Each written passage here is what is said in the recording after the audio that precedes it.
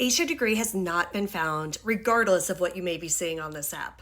For those of you who don't know, Asha Degree is a 9-year-old girl who went missing from Shelby, North Carolina on Valentine's Day 2000. We originally did an episode on her case in October 2023, and this week we've re-released it with a mini update up front because there have been new searches in her case, and that's what's led to these rumors. Much like the Montecaffley case, which I've been covering extensively, as soon as the search happened, people started saying that a body was found. I've had a billion comments on that case saying, oh, she was found here, she was found there. None of them were true. And I was drinking my coffee this morning, scrolling on this app, and saw that the same thing was happening in Asha's case.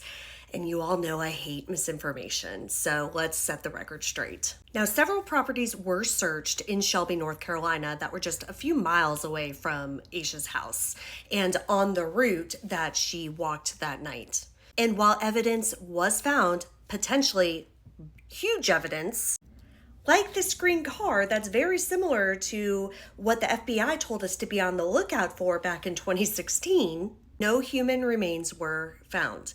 And the sheriff came online today to do a press release and say just that.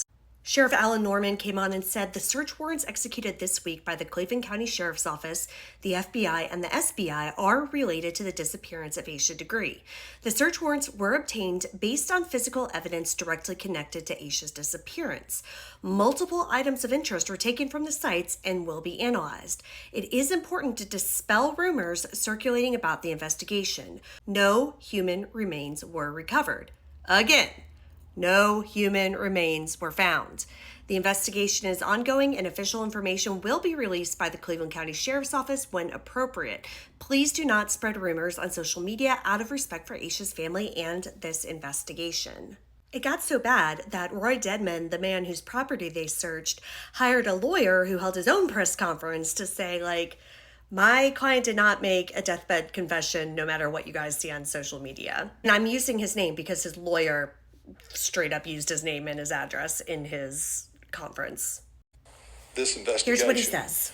Next week, I believe the search warrant that was executed at 621 Cherryville Road will be made public. I don't know when that's going to happen, but I think it's likely to happen. And when you read the affidavit, it may be more clear to you why there was a search at 621 Cherryville Road and some other locations. I think there will also be information in that search warrant that sadly will link a person to the circumstances of Asha's disappearance that is no longer living.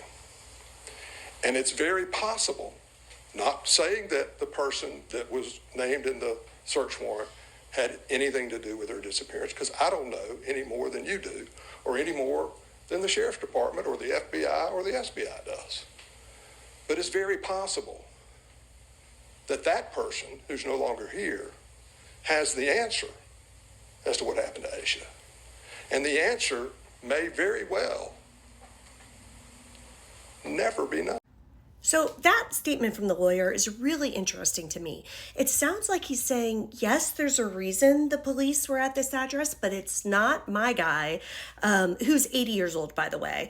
It's somebody who's no longer living who might be the reason that they had come here. And so I did a little digging into Roy, the person who hired this lawyer, just to see what his deal was. So as I mentioned, he's 80 years old. He doesn't really have much of a criminal record, just traffic stuff and a simple assault from decades ago. But what he and his wife do have is a lot of property in and around Shelby, North Carolina. Between Roy, his wife, and a trust that they set up, they own several properties in the area, almost 20 properties in the area, including several homes and lots on Cherryville Road. So it seems as though the reason why they were checking multiple locations could be because he owns multiple locations. Now, looking at property records, it also appeared that he had other family members living in these homes at different times. So it could make sense that while Aisha's disappearance may be linked to the address, it may not be linked directly to this person. I don't want to speculate too much, but because I'm here specifically to clear up the misinformation that has been going around on the app that I saw today. So in conclusion, no remains have been found, no confession has been made, but hopefully that search warrant does get released and we will know more and, get some answers for Aisha's family. I'm obviously going to be sticking with this. I'll be doing updates, and once we have enough information for a full update episode on the podcast, we will be doing that as well.